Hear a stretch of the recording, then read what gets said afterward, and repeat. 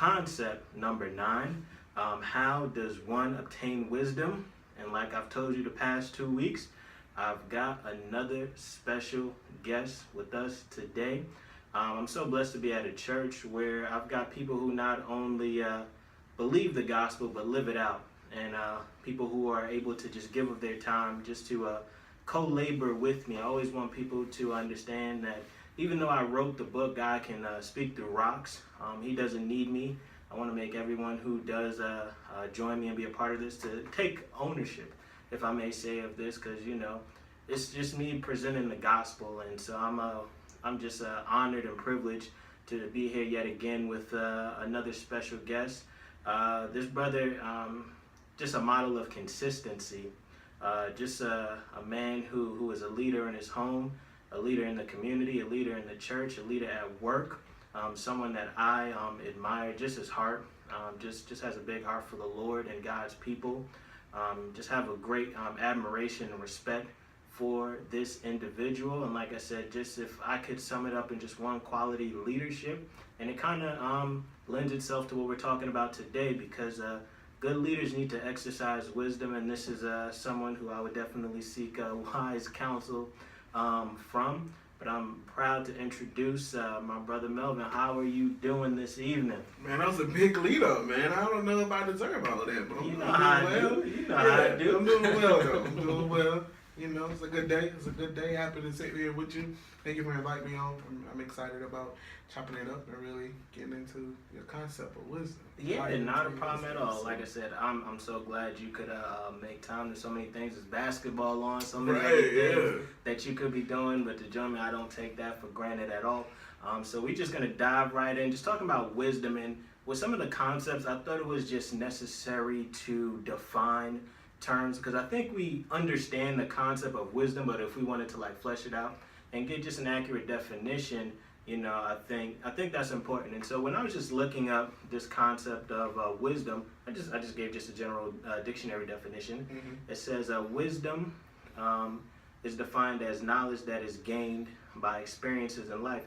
And not that I don't necessarily like that definition. It's actually a good definition, but how I wanted to present this truth is it's much wiser to learn from the example of others than from your own experience, because I think that's true wisdom. Yeah. When you don't have to necessarily, I think it's unavoidable to learn from your own experiences, but I would much rather learn from. It's like when your parents say don't touch the fire, but it's like somebody had to learn the hard way. I mean, I think that's a great example. This is one I always use in terms of you don't want, if somebody, when you're teaching a child, you tell them something is hot. Like sometimes you might have to let them get close to it to know that it's hot. But to have the wisdom to say, well, they told me it's hot. Maybe they know something I don't know. Maybe I should just listen.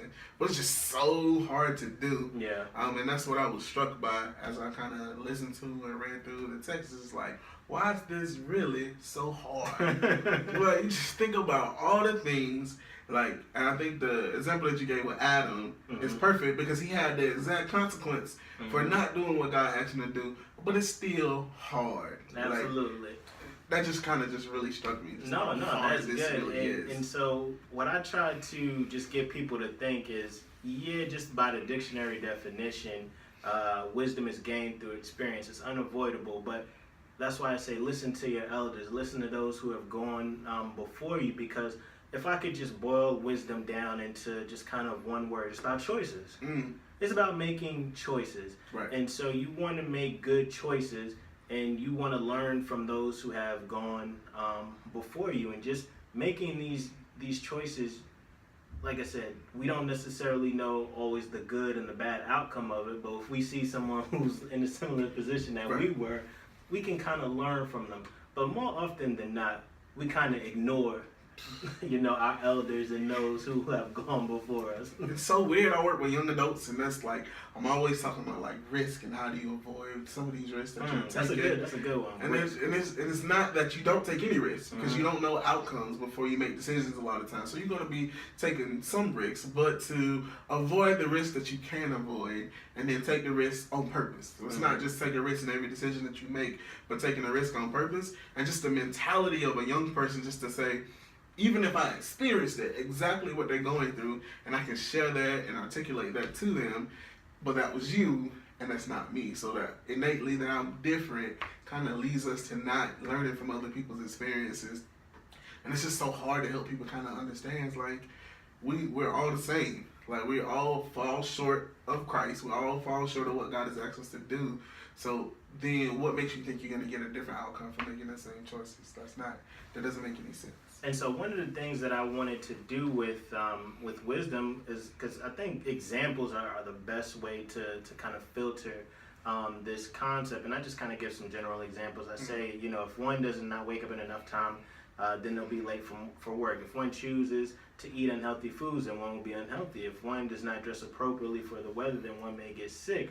If one drives too fast, then they'll get a speeding ticket. And so if you listen to all those examples I give, you see how they get broken up. If and then. Right. And I say this is just conditional statements that are seen in math and logic. And I kind of break it down. I say the first part of a conditional statement is called the antecedent. If it rains, then the second part is it's called the consequent. Right. Then I will take my umbrella. So what? You're making decisions based on I want a positive outcome. So making choices, and the thing is, like, when you're young, you don't have to worry about making too many decisions. It's always crazy, when you think back, you're always in a rush to get older. Of course. You're always in a rush to get older, and then when you get older, wait till I'm grown. Then you're like, why did I don't know. Because now I've got to make adult decisions, Right. hard choices that can affect my entire life. And I think God has kind of wired us to want to have this independence.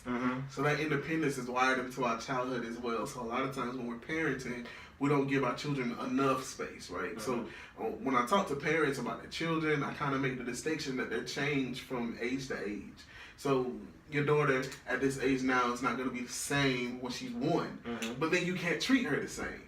Right? You have to give her the independence that she needs to be able to make her own choices, so she will listen to you about some things. And it gets worse as you get older, because you're going to see her change. You're going to be able to, change how you parent her, because you've seen her physically change. When she gets 12, right? When she turns 13, she might not physically change. But then, for you to be a wise parent is to listen to your daughter and say, well, what it is that you need from me so I can parent you well. Right? And it's so hard for parents to kind of grasp on, especially when they get to those teenage years, because they're still growing so fast. A year is still such a big part of your life. And, a 14-year-old is not the same as a 16-year-old, even though it's just 2 years. Right? And so those things that you do for them is different. And if we're not careful, we kind of hold them to that standard of a 14-year-old, and they rebel. Yeah. Right? It's kind of like we hold our kids to the standard. They have to do everything that we say, but we don't even do that with God. Right? Like, there's no way we do everything that God says. Like, and I think with kids, a lot of times we kind of miss that fact, but God has also given us the example of even how he raises us. Like, he gives us the freedom that we ask for. Yeah. Right? So when he was walking with the children of Israel, he was carrying them, and they asked for some more freedom, and he gave it to them. Right? But it was consequences to it, but it was in a safe place that he gets to dictate, like, what's going to happen, what's not going to happen. So that's even our motto as parenting. They're trying to share that God is parenting us, and you have to parent your kids in the same way. So as they're learning how to walk, stop carrying them. Right? Yeah. When they want to be picked up, you pick them up, because it might be danger, but as they're learning and they need that more freedom, you have to allow it. And that's just helping them build their own wisdom, because ultimately it is about making choices. So when you make all the choices for them, they don't even get to gain any wisdom as they're growing. I think that's a perfect example, because I do have a daughter, and right now there's not too many choices that she's gonna make that's gonna have so many consequences. It's like at a point I am kind of making all the choices for her. So. But as she gets older, she'll have more freedom. She'll have more responsibility, and as she continues to grow, she'll have to make choices independent of me. Hopefully, my influence in raising her will cause her to make wise decisions. Because there comes a point in your life where just one decision can ruin your entire life. Right. And so it's so important to make just wise choices. And so I kind of make a general statement, which I don't necessarily like to do, but I think I'm safe in saying that the majority of people who end up in prison are there because they made unwise decisions. You definitely could argue that, and that's one thing. As I was kind of listening to it, because we know about our criminal justice system, we know how it targets certain groups of people, and how it's a majority of people who are incarcerated can be incarcerated for still making probably a not wise decision, but it's maybe like unfair about how long they've been in prison, or if they should have got prison time for this. And if the criminal justice system is unfair and it has these stringent rules that people can't, like some people don't have to follow and other people do, then how can you then make wise decisions? Absolutely. Right? Because it's all things that we could do every day that we could have got arrested for, right? Or could have gotten in trouble for. In college, I smoked weed. Like, I could have got arrested for that. Yeah. But some people smoke weed every day, and then even in different states around our country now, it's legal. But in North Carolina, you could do the same thing that we're doing and go to prison. So how do you then, say what's wise and what's not wise? It's something I was kind of wrestling with as I was listening. And I think that's a good point, because we want to include all those variables as well. I think just for me, how I took it was this concept kind of affected me, as most of them do personally. Because if anyone kind of knows a little bit of my story, a little bit about my testimony, I didn't grow up knowing my biological father. He is one who did make unwise choices, and one of the places that he landed by making one of these unwise choices was in prison. And so for me, I was able to learn from his example. Now, including all that, there was probably some some bias on his end, and I think there's going to be culpability on that justice system. But I think he would even own up to his own culpability that, hey, I made bad choices. I wasn't there for my son. I made these decisions, and as a result, I was not in my son's life. And so I was able to learn from his example. It's like, just growing up, especially in our cultural context where, criminal activity is kind of glorified. And it's like, I see where that led. Yeah. I see the destruction that it caused. And there's so many people who have the same testimony as me, and so many people who see that example of a father, of a brother, of an uncle, and still follow in their footsteps and don't learn the lesson.